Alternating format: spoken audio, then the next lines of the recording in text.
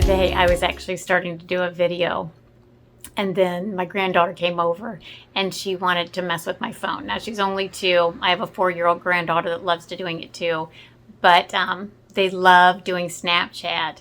And so we were doing lots of little poses, Elsa and Anna frozen, and we were doing all kinds of faces and these cute little things and voice changing, and I was a frog and then I was a banana. And then I did a few other filters, like the princess filter, one that gives you like this beautiful glowing skin, the long hair, these beautiful eyes. And all I kept thinking to myself is, wow, why couldn't every picture be a filter? Why couldn't I live with a filter? And then I got to thinking about it, and I just thought, wow, if we all lived with a filter, what would we ever aspire to? How many times have you ever seen like this beautiful model and she's got this amazing, beautiful skin, and then you see pictures of her in real life out in the real world, and that's not at all what she looks like?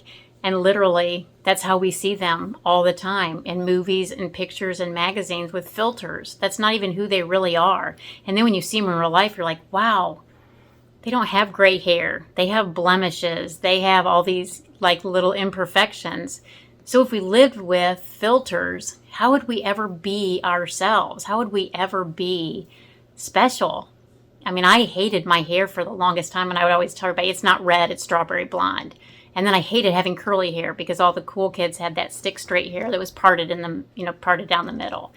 And then I have very broad shoulders, guy shoulders almost. And I was like, I hate my shoulders because I have friends with these little cute little petite girls, and then it was just like everything about me. It was like, I hate this, I hate that. And now, that's what makes me unique.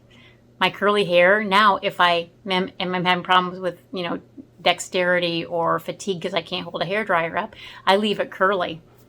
And now that's all the rage. Therefore, the longest time, red hair was all the rage.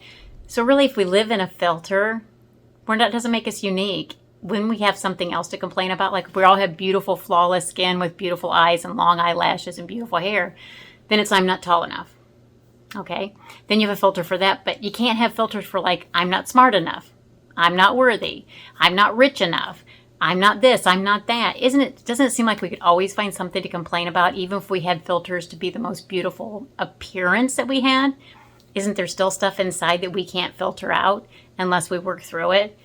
So, although I absolutely love the Elsa and Anna filters and the frog filters and the changing voice filters and the beautiful skin and the princess face, and every once in a while I may do a video like that because I think they're cute and I think they're super funny, some of them. In fact, I have done a few videos and they just crack me up. By the way, I think I'm one of the funniest people that I know. I crack myself up all the time. My husband and my children, however, don't think so. But, who cares? So, I want to thank you for being on this journey with me, and I hope you don't want to filter out everything in your life, because that's what makes you who you are and makes you unique. And someday you're going to look back and people are going to say, oh my gosh, I love this about you. And that's one of the things that you said the entire time thinking, man, I really hate that about myself. So you're much harder on yourself than anybody else can be. Don't live your life in a filter and always wishing you were something else. Find a way to embrace what you've got, because they're probably looking at you thinking, man, I wish I had curly hair. Man, I wish my hair was red. Or, man, I wish I had broader shoulders so I didn't have to wear shoulder pads. And for those of you who don't know what shoulder pads are, you really got to go back to the 80s, because those were the coolest thing ever. And they gave you like an hourglass figure even when you didn't have it. But anyway, I digress. So I want to thank you for being part of my story, my health journey, and I'm glad I'm part of yours as well. And if you can and you want to, click on the subscribe and notification button down below so you can hear my story, because I want people to know that they're not alone. You're not in this alone. We all have issues, and we need to talk about them, because if you live in the darkness, then there'll never be any light, quite frankly.